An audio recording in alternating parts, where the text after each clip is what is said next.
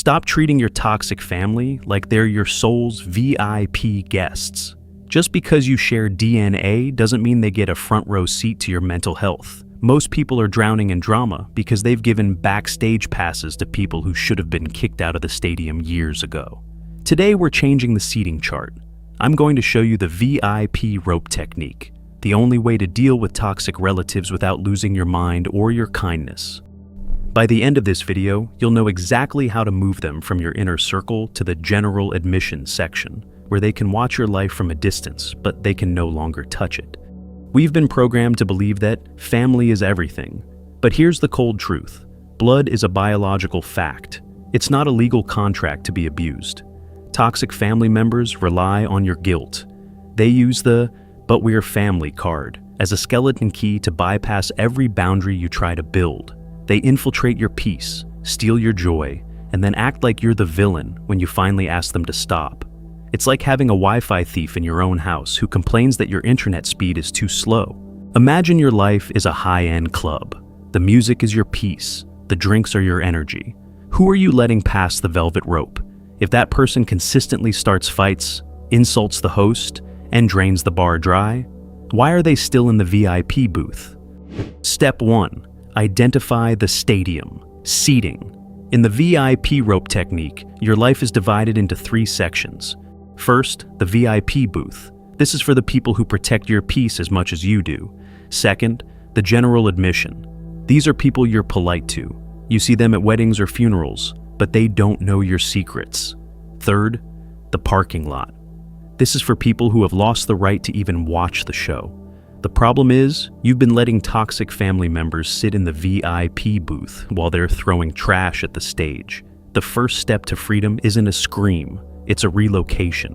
You don't have to announce it, you just have to move their chair. But how do you actually move someone who thinks they own the club? There is a specific psychological trigger they use to stay in VIP, and if you don't recognize it, you'll never be able to kick them out. We'll get to that in a moment. Step 2. Lower the access, not the kindness.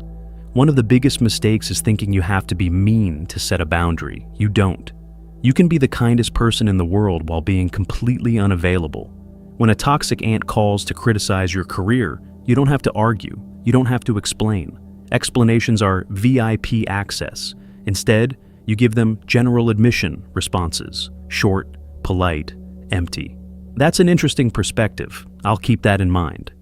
I'm not available to discuss that right now. Watch what happens. When you stop giving them the VIP tour of your emotions, they have nothing to manipulate. They are behind the velvet rope now. They can see you, but they can't reach you. Step 3. The ghost convener. Toxic family members feed on your reaction. They are emotional vampires who need your anger to feel alive. The VIP rope technique uses a method called the gray rock. You become as boring as a gray rock. No drama, no excitement, no tears. You stop being the main character in their soap opera. When you become boring, you become useless to them. They will naturally start drifting toward the general admission section because there's no VIP treatment, your emotional distress, left for them to consume. Step 4. The trigger of guilt. Remember that trigger I mentioned? It's the F.O.G method: fear, obligation, and guilt. Toxic family members are masters at creating fog. They make you feel like a bad daughter or an ungrateful son. But ask yourself, is it ungrateful to protect your sanity? Is it bad to stop someone from burning down your house just because they helped build the foundation? When the fog clears, you realize that the velvet rope isn't there to punish them. It's there to protect the VIP, you. Step 5. Consequences without warning. In the VIP section, if a guest breaks a glass, you might give them a napkin. In general admission, if they break a glass, security escorts them to the parking lot. You've been giving too many napkins to people who are intentionally smashing the bottles. Stop giving warnings. Start giving consequences. If they insult you on a phone call, the call ends. Period. No, don't do that again. Just click. The moment they realize the VIP rope is real, they will either learn to behave in general admission or they will leave the stadium entirely.